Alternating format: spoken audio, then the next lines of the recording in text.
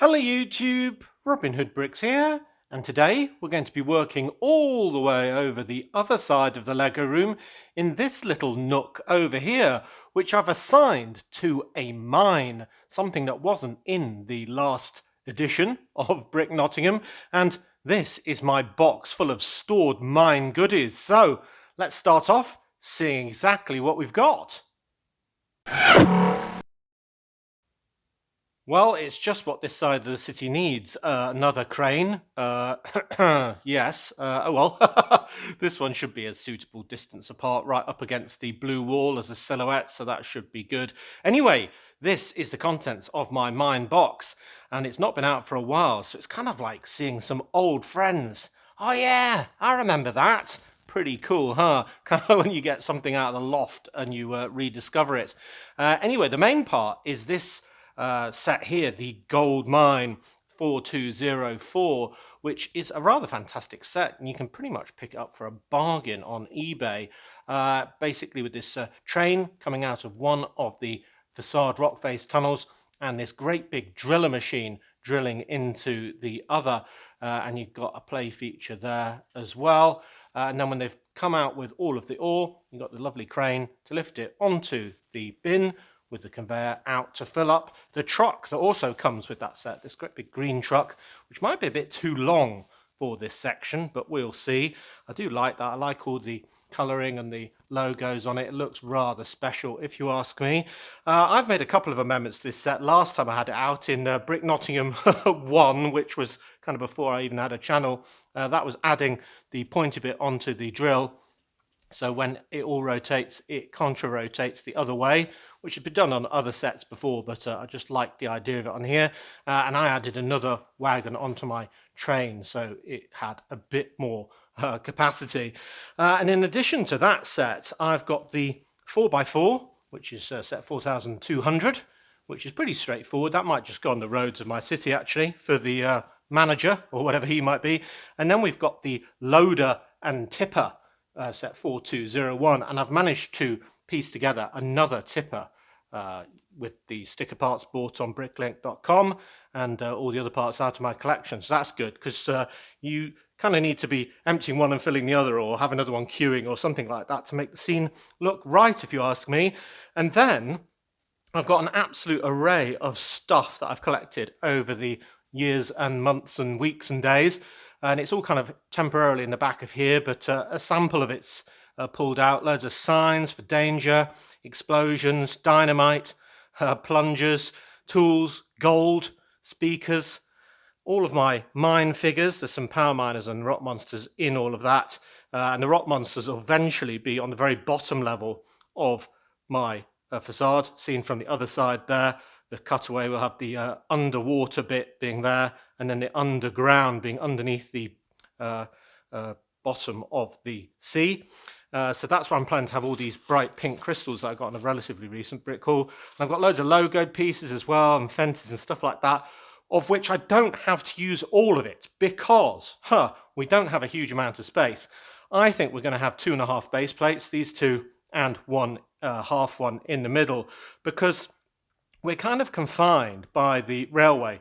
So we'll have two lines coming up here. You can see the leftmost one's going to be on the red bridge, and we're going to have the blue bridge being the second one. So that's going to come all the way along here, and then it's going to basically go around a corner and go along that wall. So that means we've kind of got the funny shaped curved section here, and this section where we've got this cutaway into the wall of the Lego room to use, which should be enough for all of this. But I want to get some more interesting track features in there, because as you know, I've got some sponsorship from TrixBrix by way of free parts, not commission. Grr.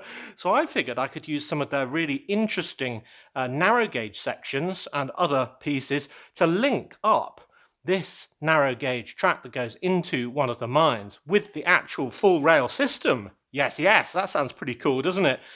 So yeah, that's what I'm going to try and do. So I'm going to push this to one side and try and plan exactly where the rail is going to go, and then, well, we can see where this fits in the gaps that remain. Okay, so this is my start of the track. the regular track that is, being a radius 40 curve on the inside for our passenger line and the beginnings of a radius 56 curve to kind of mirror it on the outside for the cargo line. But in order to have the area against the wall kind of interacting with this, we need a switch to kind of spur off one of these, which we don't have a lot of room, or maybe to spur off this section. So I thought that would be a lot easier. So what I'm starting with is a radius 56 continuous curve switch, which will essentially join up with our radius 56 curve to give an unbroken smooth turn there. Very good, but also go straight on into the wall. So we've done that on the other side, of course, where we've currently got one of our passenger wagons which doubles as a base for the Ultra Agent, sort of going off ... into the wall, and we'll do something similar here, except this time obviously we want to, well, spur off into the narrow gauge track, which is basically track that's 6 wide rather than the regular 8 wide, and that's where this wonderful TrixBrix piece comes into its own. It's kind of dual gauge. Now you can continue this on with both of the tracks running on the same set of tracks for quite a while, but I'm going to have that coming out of the wall, joining up with our existing setup and then spurring off towards the mine. So that, I'm thinking, will go basically there. We'll need a bit sort of spacing properly, but you get the idea. And that means that on the little mine network, as soon as it comes out of the mine, effectively it can do a bit of a U-ey and basically go off into, well, places unknown. Somewhere like Brick Derby. No, who'd go there? Anyway, so that is quite good, because I could have had it spurring this way, but then I'd have to basically continue the dual gauge track all the way along here until well, where basically. So I think kind of having it going off into the distance raises a lot of interest. You're saying, oh, I wonder where it's going. So then I'm going to have to link that up with effectively that. So that requires a little more thought. All joined together, and that is looking pretty cool actually. I love the subtle difference of the track gauge being narrow, 6 wide instead of 8 wide. It really adds a bit of interest to the scene. But I don't want this thing just looping round a full half circle to go into the rock face. That would be a bit too dull. I want it to be a lot more interesting, kind of more messy, if you will, because countries like the UK have got a long history of development where things that used to be very important get built over or left behind and forgotten. And I want to kind of represent that by having, well, some vestigial pieces of track that sort of go off in an unusual direction, but basically must have been useful to somebody at some point. So with that in mind, I'm going to add this as my next piece of track, which is, well, it's a regular switch, but it is all on narrow gauge. So no dual gauge here, all 6 wide or 4 between the tracks. So that is going to add a lot more interest if I put that here.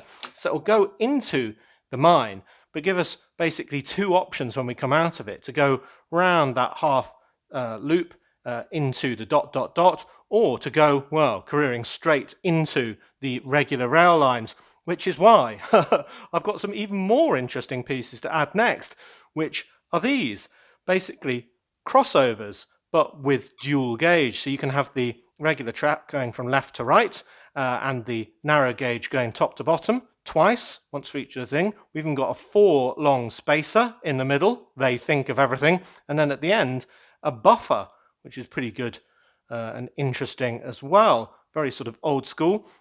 So I can place that there to show that at one point all of these tracks were very interlaced, and I think that really draws the eye with a lot of interest. So yeah, I need to piece all of those together properly and see how it looks. But yeah, I think it's great. So when you're the little mine train, you can decide whether to go round the full circle and into sort of ... or you can decide to go this way, which I imagine would have a great big barrier across it, like one of these warning signs, because if you did, you'd end up parked across 2 train lines that are very busy indeed, and you get smashed into by a 100-ton cargo locomotive, or 6. So yeah, that probably wouldn't be a very wise move. And you can see also that I've started playing around with dark brown tiles rather than the reddish brown that I usually use, because Although that looks very pretty, that sort of section over there, I didn't think it was much of a contrast. It's not really highlighting all of the effort that we're going into with this different gauge. So I reckon if I have older, darker sleepers basically on the narrow gauge and have it kind of dovetailing perfectly there and across here, then I think it will look even more obvious and even more interesting. So that is my thought process there. And then lastly, you may think, well, it's a bit difficult getting all of these tolerances just right. I mean, look how close these bits of track are, and there's different sort of radiuses for each of the corners and stuff. And you can see here I've got a 4-long spacer in as well to get it just right. And all of that's quite tricky to organize. But that's why you need the program TrixBrix, and that is something created by a fellow called TrixBrix. matzabrick.com, where you can go for the program free of charge for your PC, and then you can go to TrixBrix to get the track library for all of their parts, so you can dovetail them all together absolutely perfectly, know exactly where everything is going to go and that it won't clash with itself, and it will all sort of meet up when you get to the other end of your loop by using their design process. And that's exactly what I did with all of these to get this very interesting and very kind of convoluted idea. So cool, I'm going to put these together for the final time and maybe then put all of the dark brown tiles along the next section, and we'll see how that looks. Wow, that looks really good and messy, just how I wanted it. Very complicated indeed. Not just an ordinary corner here, no way. Wow, that is nice. I think the dark brown on the sleepers for the narrow gauge was a good idea because it is really popping and being very distinct from the regular ones. That is good. I like the fact that we can have our train running successfully on all of the narrow gauge. And I've added a little barrier here just to stop it deciding to cross that very dangerous crossing. And there were some Technic axle holes on the barrier here, so I put in some half pins so I can add another warning sign on there as well, facing the room because otherwise we won't see it. But yeah, that looks pretty good if you ask me. It's amazing just how many different pieces are available on TrixBrix website, even in the narrow gauge section. All of these just really got all of my creative juices flowing. Basically, I didn't have anything like this planned until I saw what was available. And then you think, oh, maybe I could have a dual gauge section and maybe I could actually have a point in narrow gauge. And wow, why don't I cross the main track as well? So, you know, I have to give thanks to Lucas and the team there because they made this section as interesting as it is. Very cool indeed.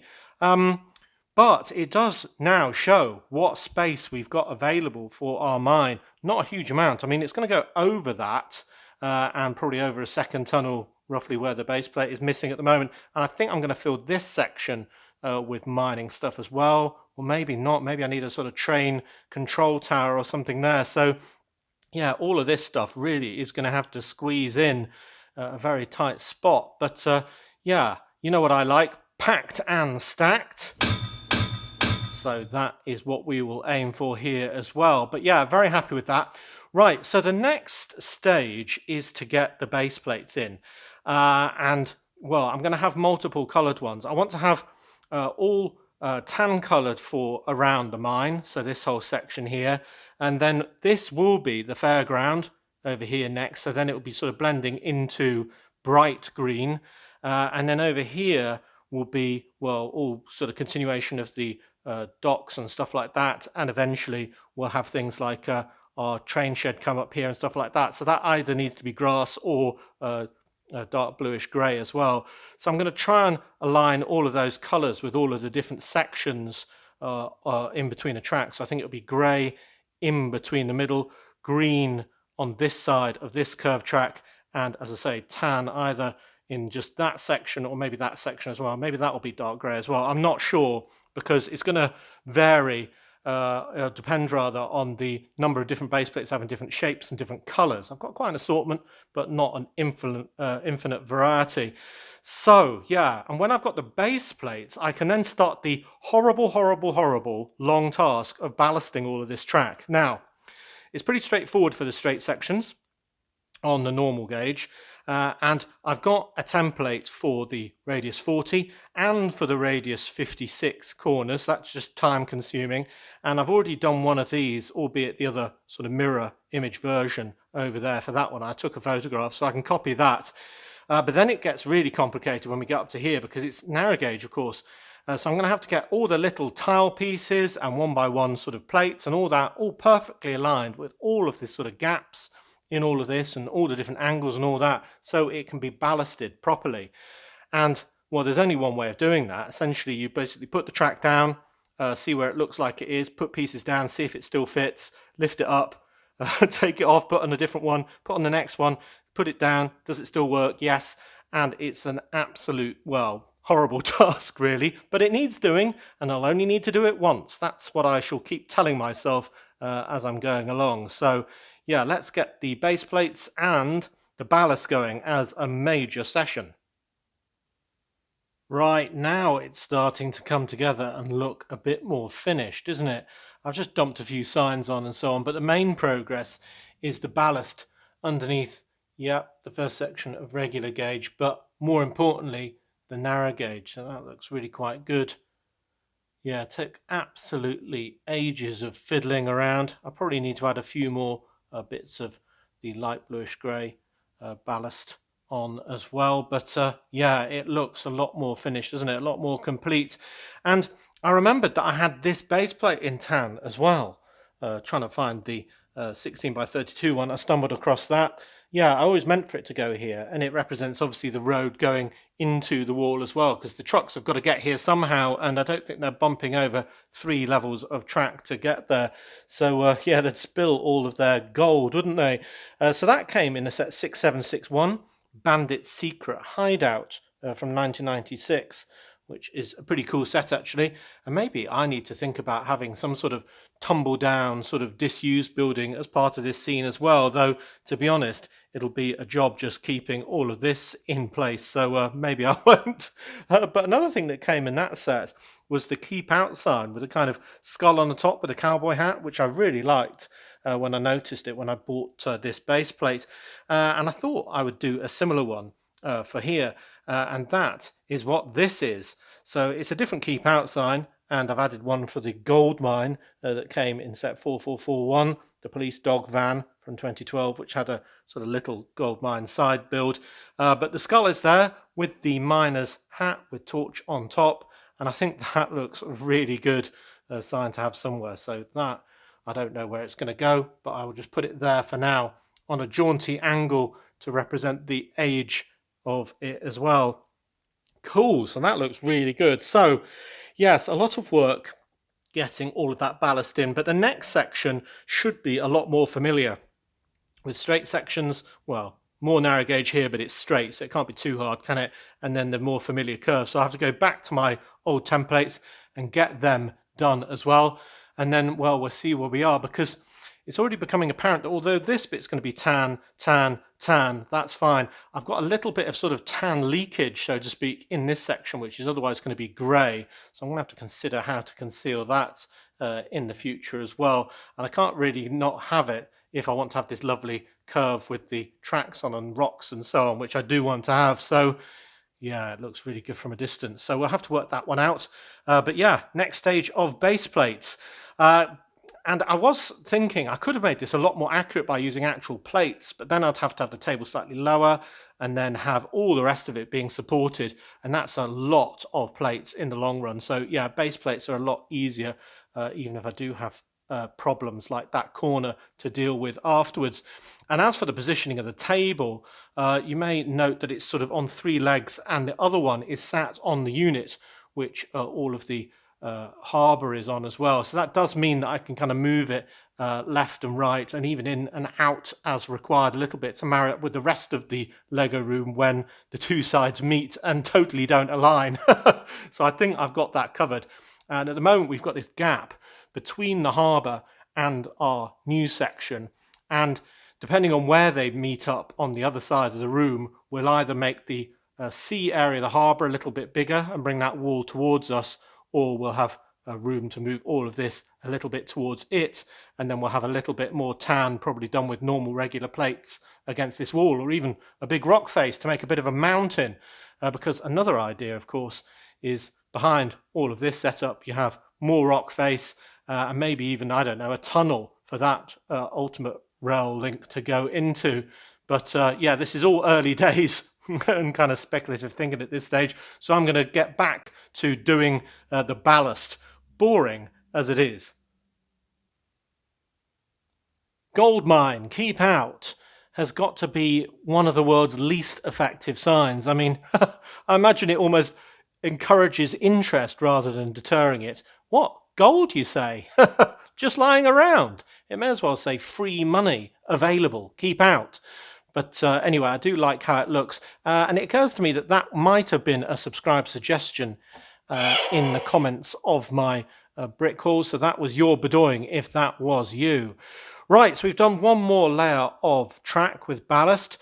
We already had the narrow gauge. Now we've got this whole straight bit done, and it's looking very pretty indeed up to there and around the corner.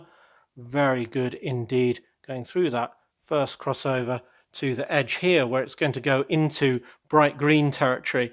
So we've got one more to do, which thankfully is the most familiar, but wow, I'm running out of patience, back strength and everything else, including time. So yeah, hopefully we'll get to that today, but otherwise we'll defer it next time. But it's looking very good, very neat indeed, very natural looking, I think, after all of those unwieldy pieces, looking a bit haphazard. And you'll see I've done my very best with different shaped base plates to keep the colours of each section separate. So I'm going to have to put that little corner into dark grey, so that whole section is the same. This section is dark grey, dark grey, dark grey, dark grey, apart from this corner, which I think by the time this is ballasted will just jut out the most tiny amount, but we can cover that up. And then on the inside where we're going for the bright green, we've got two problem areas, which will be a bit smaller after the ballasting there, and maybe just a little clip there. So yeah, I could just do that with a bit of plates really. I don't think we'll really notice. It'll be almost like long grass, or maybe I could do a spill of some sort just to cover up those areas, because you know what it's like around cargo lines especially, they're always dropping half of their load where they shouldn't. So yeah, I think that is looking really nice. It's a pity I haven't made more progress the amount of time I've spent fiddling around with tiny pieces, but the effect is worth it, I think, in the end. It looks very, very nice indeed. Tell me what you think of that.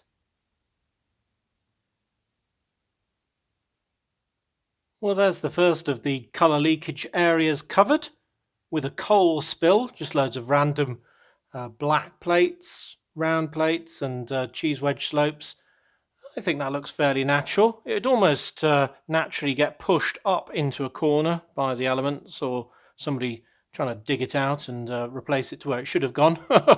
But it definitely looks better than having a little bit of the tan coming through, and you can start to see now that that looks really good actually. Getting rid of that sort of splinter of colour. And I think when we've got the ballast in this first inner loop as well, it'll look even more clean. Yeah, I like that. Cool, right, better keep going.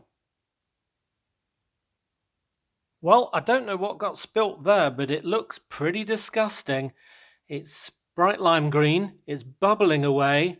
Some of the bubbles have kind of burst and left a little round crater, and it's splattered far and wide. It is pretty disgusting. I reckon it's some sort of toxic acid slime or something. Maybe that's the slime that turned the Teenage Mutant Ninja Turtles into kind of walking, talking beasts. But yeah, very nasty. But it's covered up the bright green base plate that was leaking into that grey section, and I think the rest will be completely covered by ballast. So yeah, that is another section that is looking quite good. And from a distance, yeah, it shows up and looks pretty interesting. So yeah, I like that as well. Tell me what you think of my two little scenes of spills.